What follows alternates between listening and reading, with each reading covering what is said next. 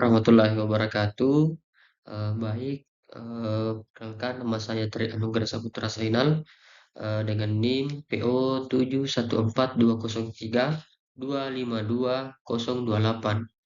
dengan judul tugas video yang akan saya paparkan yaitu hematopoiesis dengan dosen pengampu Ibu Yaumil Fasni Tanjung Bulu, SST MKes. Ya, baik. Pertama-tama perlu kita ketahui apa sih itu hematopoiesis. Jadi, teman-teman sekalian, hematopoiesis ini terbagi atas dua kata, yaitu hema dan juga poiesis atau poiein. Nah, di sini kata ini berasal dari bahasa Yunani yang artinya haima, haima atau hema itu darah dan poiesis itu adalah membuat sesuatu atau proses terbentuknya. Jadi bisa kita simpulkan bahwa hematopoiesis itu dalam tata bahasa yang berarti proses pembentukan darah. Nah, hematopoiesis merupakan proses pembentukan sel-sel darah dalam organ pembentukan sel darah, terutama dalam sumsum tulang dan organ lainnya. Nah, pada proses terjadinya proliferasi, maturasi, dan diferensiasi sel yang terjadi secara serentak. Nah, di sini ada beberapa kata-kata yang asing didengar seperti proliferasi, maturasi, dan diferensiasi.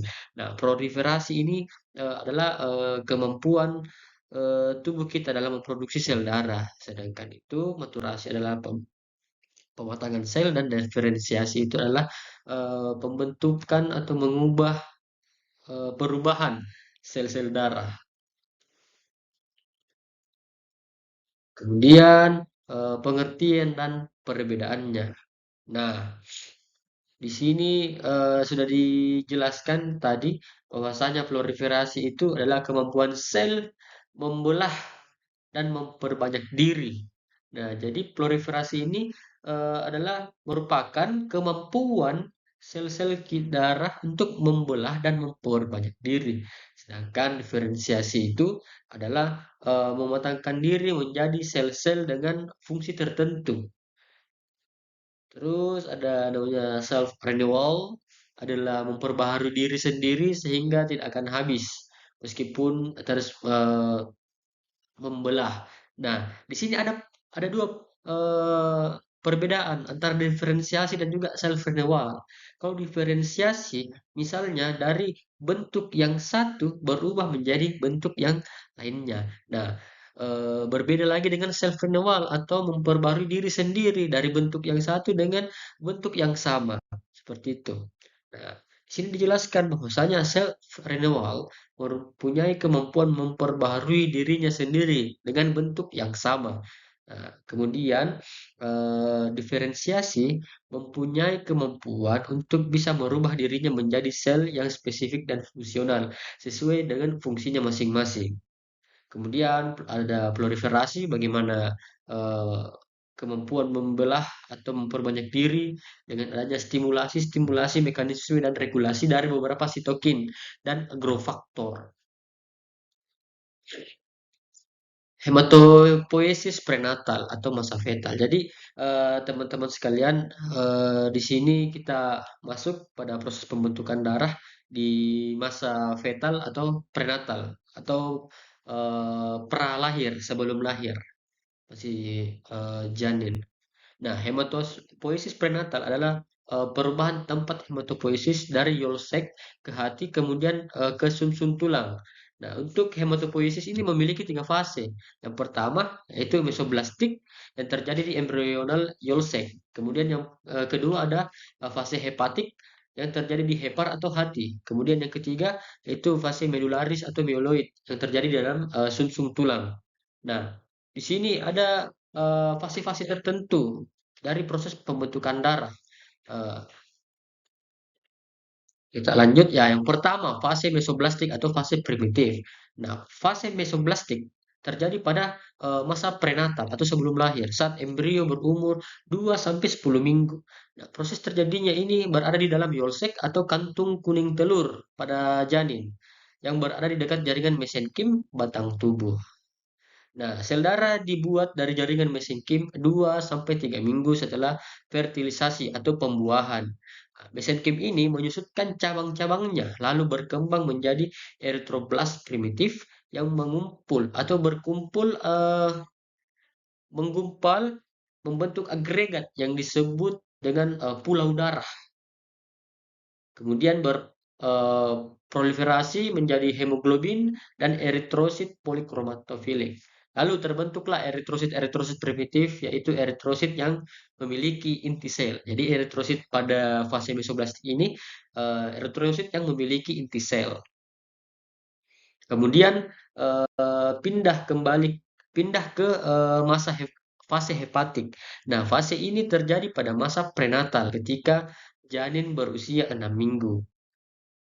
Sel induk hematopoiesis atau stem cell yang berasal dari mesoderm mempunyai respon terhadap faktor pertumbuhan antara lain pertama ada eritropoietin, interleukin 3 dan interleukin 6, kemudian ada faktor stem cell seperti yang dijelaskan tadi dan faktor hepatik yang berawal dari stem cell pluripotent yang berpindah dari Yolsek ke hati. Nah, di sini muncul pertanyaan, kenapa ada fase perpindahan dari fase Yolsek ke fase hepatik? Ya, dikarenakan eh, stimulan-stimulan yang berada di Yolsek itu sudah tidak ada. Istilahnya kalau kita istilahkan ke bahasa-bahasa yang mudah dipahami, di fase Yolsek tadi itu sudah kehabisan bahan bakar, kemudian berpindah kembali ke fase hepatik. Karena di fase hepatik ini ada faktor-faktor pertumbuhan atau growth factor. Antara lain itu ya sudah dijelaskan tadi ada eritropoietin, ada interleukin 3 dan interleukin 6. Juga faktor stem cell. Nah, pada usia 6 minggu, sel induk hematopoiesis mulai berkelompok dan berpremidium di hati janin, lalu berproliferase menjadi eritroblast definitif yang berkembang menjadi eritrosit definitif yang sudah tidak berinti lagi. Jadi pada fase hepatik ini eritrosit kita itu mulai tidak memiliki inti sel. Di sini sudah tidak memiliki inti sel.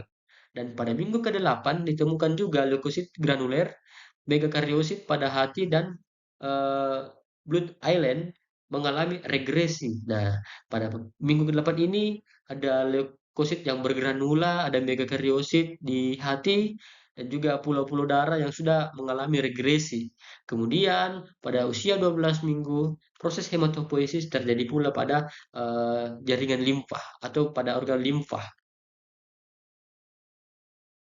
Nah, lanjut ke fase medularis. Fase ini dimulai pada saat rangka janin itu sudah terbentuk, yaitu pada minggu ke-20, sekitar minggu 20. Nah, rangka yang terbentuk pada janin masih berbentuk tulang rawan atau tulang hialin. Setelah terbentuknya pusat penulangan, maka dimulailah proses produksi sel-sel darah dalam sumsum tulang. Lalu sel darah dan mesenkim menerobos masuk ke dalam rongga tulang rawan tersebut. Nah, kemudian berdiferensiasi menjadi osteoblas dan sel retikulum yang membentuk stroma sumsum tulang. Karena hal tersebut terjadi pula penurunan sel darah pada hati dan limpa. Nah, di umur janin di minggu ke-20 ini sudah terbentuk eh, rangka atau tulang-tulang walaupun masih berbentuk tulang rawan atau hialin, tetapi sel-sel darah ini sudah mulai menerobos masuk ke dalam tulang rawan tersebut. Kemudian berdiferensiasi membentuk menjadi osteoblast dan retikulum. Kemudian membentuk stroma-stroma yang ada di sumsum tulang. Nah, karena terjadinya hal tersebut, maka terjadi pula penurunan produksi sel darah pada hati dan limfa. Nah, jadi itulah kenapa proses pembentukan darah di hepatik itu berpindah ke medularis karena adanya eh, pembentukan eh, dan juga mesenkim sudah mulai menerobos masuk ke dalam tulang rawan dan berdiferensiasi menjadi osteoblast dan retikulum dan sel retikulum yang membentuk stroma-stroma di sumsum tulang. Oke, kita lanjut. Kemudian proses terjadinya fase setiap tempat yang menghasilkan hemoglobin. Nah, hemoglobin yang terbentuk pada fase mesoplastik adalah hepatik, hepatik dan medularis. Yaitu di setiap tempat menghasilkan hemoglobin. Pada masa embrional, mesoblastik menghasilkan 3 hemoglobin, yaitu hemoglobin Gower 1, Gower 2, dan hemoglobin Portland.